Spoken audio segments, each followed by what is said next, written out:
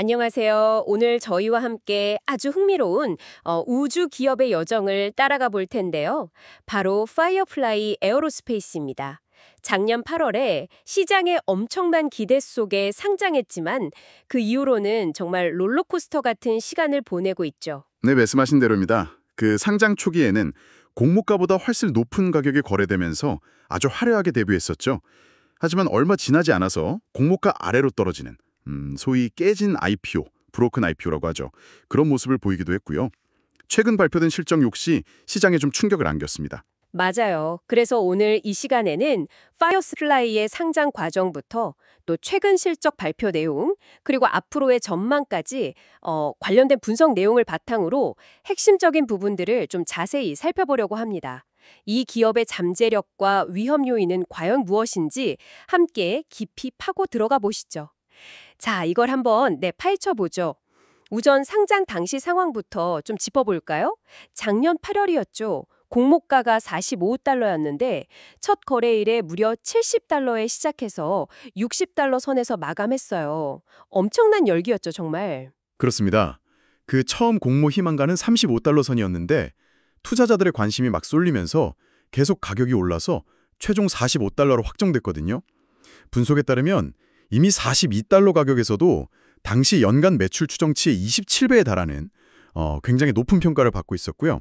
$45에서는 이게 29배까지 치솟았습니다. 이건 뭐 동종업계의 다른 비수익 우주기업들, 일반적인 가치평가 배수, 그러니까 매출의 한 2배에서 4배 정도, 그걸 훨씬 웃도는 수준이었습니다. 와, 29배요. 시작부터 이미 고평가 논란이 있었다는 거군요. 근데 그렇게 뜨거웠던 주가가 왜 갑자기 공모가 아래로 떨어진 건가요? 이게 바로 깨진 IPO라는 거죠. 네, 깨진 IPO는 주가가 공모 가격 이하로 거래되는 상황을 의미합니다. 파이어플라이의 경우 8월 대부분 기간 동안 주가가 그 $45 공모가를 밑돌았습니다. 아무래도 초기 과열됐던 기대감이 좀 진정되고 기업의 실제 가치에 대한 시장의 재평가, 이게 이루어진 결과로 볼 수 있습니다. 아, 기대감이 좀 식으면서 현실을 보게 된 거군요. 그리고 최근 상장 후 첫 공식 실적 발표가 있었는데 이것 때문에 주가가 또 한 번 크게 흔들렸다고요. 무려 15% 이상 하락했다던데요. 도대체 어떤 내용이었길래 투자자들이 이렇게 실망한 걸까요? 네, 실적 보고서 내용을 좀 자세히 들여다보면요. 2025년 2분기 매출은 $1,550만 달러로 전년 동기 대비 27% 감소했습니다. 하지만 매출 원가는 그것보다 더 큰 폭으로 줄면서 총이익은 오히려 35% 증가한 $400만 달러를 기록했죠. 오, 잠깐만요. 매출은 줄었는데 이익은 늘었다고요? 그건 좋은 소식 아닌가요? 뭔가 비용 관리를 잘했다는 뜻 같기도 하고 여기가 정말 흥미로워지는데요. 네, 맞습니다. 그 부분까지는 긍정적이었습니다. 하지만 문제는 순손실 규모였습니다. 연구개발비, 운영비용, 이자비용 이런 걸 다 제외하고 난 최종 순손실이 무려 $8,030만 달러, 주당으로는 $5.78의 손실을 기록했습니다. 와, 8천만 달러 순손실, 주당 5.78달러. 그 예상치는 어느 정도였는데요? 야후 파이낸스 집계에 따르면 분석가들은 주당 한 $0.46 손실을 예상했었거든요. 그런데 실제 결과는 예상치의 거의 12배로 훨씬 뛰어넘는 어마어마한 어닝 쇼크였던 거죠. 바로 이것이 투자자들의 매도세를 촉발한 주요 원인으로 분석됩니다. 여기서 정말 주목할 점은 예상치와의 이 엄청난 괴리입니다. 투자자들이 깜짝 놀라서 팔만도 하겠어요. 하지만 실적 발표 내용에 긍정적인 부분도 있었다면서요. 숫자 외적인 부분들을 좀 볼까요? 뭔가 희망적인 이야기도 있었을 것 같은데. 맞습니다. 실적 자체는 실망스러웠지만 회사의 그 미래 사업 진행 상황과 관련된 긍정적인 업데이트들이 있었어요. 예를 들어서 지난 3월 성공적으로 완료한 블루 고스트 미션 1 달 착륙 성공 사례. 이걸 바탕으로 해서 향후 나사의 상업용 달 탑재체 서비스 CLPS라고 하죠. 이 CLPS 계약 경쟁에서 유리한 위치를 확보했다는 점을 의회에 보고했다. 이런 내용입니다. 아, 달 착륙 성공. 그게 그냥 기순 과시가 아니라 앞으로 사업 수주에 직접적으로 도움이 된다. 이런 이야기군요. 또 다른 소식은 없었나요? 네, 내년에 예정된 다음 달 착륙 미션 블루 고스트 미션 2 준비 상황도 순조롭게 진행 중이라고 밝혔고요. 또 이 미션 2에는 아랍에미리트 UAE의 달 탐사 로봇을 함께 실어보내는 계약도 체결했습니다.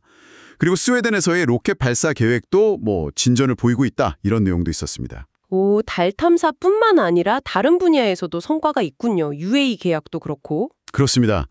또 미 국방부로부터는 엘리트라라는 우주선을 궤도에 올리는 세 번째 임무를 수주했고요. 나사로부터는 2029년에 목표로 하는 네 번째 달 착륙 계약, 그러니까 블루 고스트 미션 4도 따냈습니다. 이걸 정리하면 2026년, 2028년, 2029년에 달 착륙선을 보내고 2027년에는 국방부를 위한 엘리트라 우주선을 발사할 예정인 거죠. 상당히 빡빡한 발사 일정을 가지고 있습니다. 와, 정말 숨가쁘게 미션들이 그냥 줄줄이 이어지네요.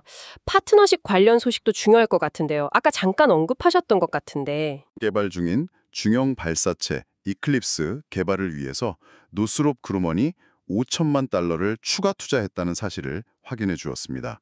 이걸 좀 더 큰 그림에 연결해 보면 이렇게 강력한 파트너와의 협력은 기술 개발이나 자금 조달 측면에서 매우 중요한 의미를 가지거든요. $5천만 추가 투자. 상당한 금액이네요. 와, 정말 많은 일들이 있었네요. 정리를 좀 해보면. 큰 손실을 기록했지만 달 착륙 성공 경황도 있고 앞으로 줄줄이 예정된 미션들에 든든한 파트너까지.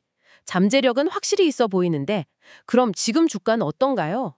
투자할 만한 가격일까요? 그게 제일 궁금하죠. 현재 주가는 다시 $42 근처로 돌아왔습니다. 실적 발표 충격 이후에 좀 회복했죠. 하지만 여전히 가치 평가는 상당히 높은 수준입니다. 현재 시가총액이 약 $72억 인데요. 2025년 예상 매출액은 최대 $1억 4,500만 수준으로 제시되었습니다. 이걸 바탕으로 계산하면 주가 매출 비율 PSR이 거의 50배에 달합니다. 50배요? 아까 상장 때 29배도 높다고 했는데 지금은 오히려 더 높아진 거네요. 이게 어떻게 된 거죠? 그렇습니다. 분석에 따르면 이 정도의 높은 가치 평가는 상당한 부담으로 작용할 수 있습니다. 아무리 미래 잠재력이 크고 흥미로운 미션 계획들이 많다고 해도 현재의 재무 성과 대비 주가가 지나치게 높다는 우려가 여전한 상황이에요. 그래서 현실적으로 주가가 추가 하락할 가능성도 배제할 수 없다. 이런 분석이 나오고 있습니다. 이게 참 중요한 질문을 제기합니다. 과연 미래의 가능성만으로 현재의 이 높은 가치를 정당화할 수 있는가 하는 점이죠. 네, 오늘 파이어플라이 에어로스페이스를 둘러싼 여러 분석들을 살펴보니 정말 흥미로운 지점들이 많네요. 달 착륙 성공과 꽉 찬 미래 미션 로드맵이라는 엄청난 잠재력, 하지만 동시에 충격적인 실적과 높은 가치 평가라는 위험 요인이 공존하고 있습니다. 맞습니다. 우주산업과 같은 고성장, 고위험 분야에 투자할 때 흔히 마주하게 되는 딜레마를 잘 보여주는 사례라고 할 수 있습니다. 그 혁신적인 기술과 미래에 대한 비전, 그리고 현재의 재무적 현실 사이에서 균형점을 찾는 것이 중요하죠. 그렇죠. 청취자분께서는 어떻게 생각하시나요? 파이어플라이의 밝은 미래 가능성에 더 무게를 두시겠습니까? 아니면 현재 높은 가치 평가와 재무적 불확실성에 더 주목하시겠습니까? 이 질문을 곱씹어 보시면서 오늘 저희가 함께 나눈 이야기들을 정리해 보시면 좋겠습니다. 오늘 심층 분석은 여기까지입니다. 다음 시간에 또 흥미로운 주제로 찾아뵙겠습니다.